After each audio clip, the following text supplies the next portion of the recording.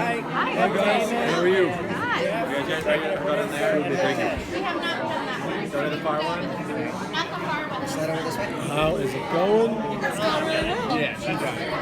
That's it? About 6 minutes. Huh? That's right, me. You. What is that land with you? It's about as slow as I can. Oh my goodness. How's the con going for you guys so far? Good. It's really horrible. Good. Really great. It's the worst, guys. All these people in costume, they're All these people in crazy. costume, all this excitement, all this fun. You got to dress up. Who would you dress up as? I mean, I'm Batman. Oh, I'm sorry. Excuse me. You didn't hear the news? I'm the new Batman. Ben exclusive right Affleck here. was like, Damon be so much better. I was like, thanks, Benny. I appreciate it. The news will come out this weekend, I'm sure. Sometime. Yeah, I mean, it's a big announcement. So, what can you guys tease for us about the rest of season 3? Wow. It'll be a crazy ride for the rest of the season. You know, we were just, episode 6 just aired. We always think of like, we take our seasons and we say, okay, we have the first half of the season and the second half, and we try to think of it in terms of like as a mid-season finale. So our mid-season finale was how broken can we make every character? So it's like pretty much everybody is like just wrecked at the end of episode 5. So now it's the fallout from all of that and putting whatever pieces can be put back together, or can they be put back together, right? So that's like 6 through 10. So and then as we get closer to the season, the intensity of will the pieces get back together or not, the intensity of that builds and builds and builds until the very last, literally the very last of episode 10, which is shocking. Shocking, I tell you. It is. Usually I don't agree with him. But this time, This time I do. Happened to me right. Yeah, this time. So, how would you describe Linus's character arc this season, and what can you tease about what lies ahead for him? For this season, I think a lot of it was just kind of about Linus growing up. You know, the season starts with the death of his father, and we always discussed how Linus's relationship with his family and kind of the lab is pretty clean.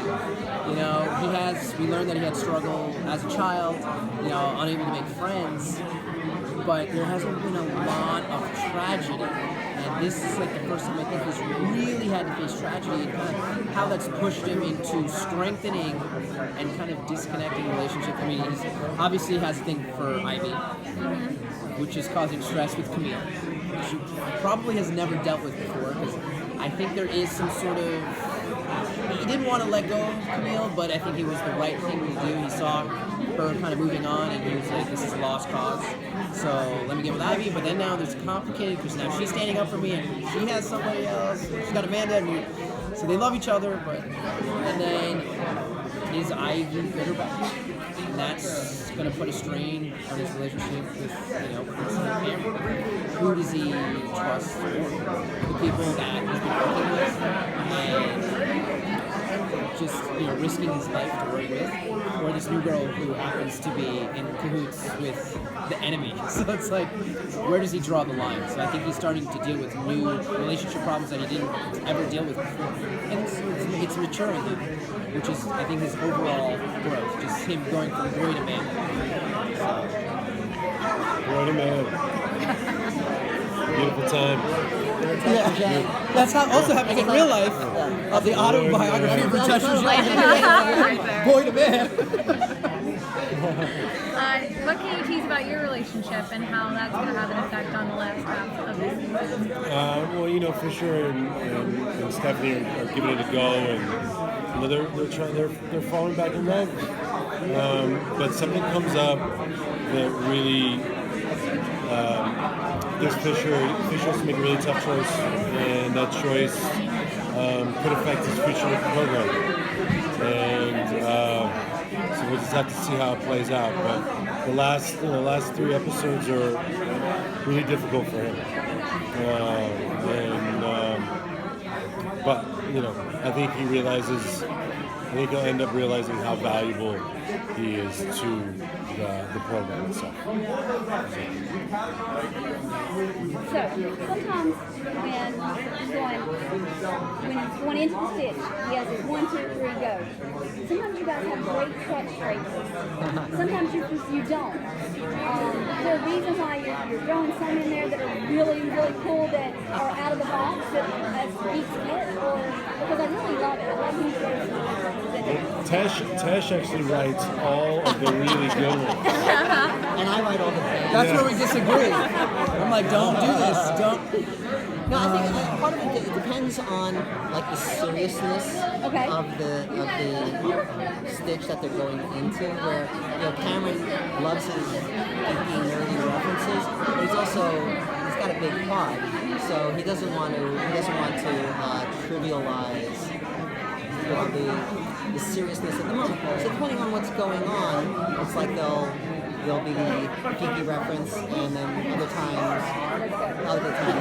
Which I think the sort of the nod to the audience about that was when Camille, in I think episode 2 or 3, is piloting the Stitch, and she's working her way down, communications go, and then she goes, obligatory movie quote, and Cameron goes, I see dead people. She goes, too easy, and too Stitchers, so it's like, so they still have fun with it, but I think if it's like something serious or dire, then he doesn't do it. Well, it also just depends on how much Kyle makes Jeff mad.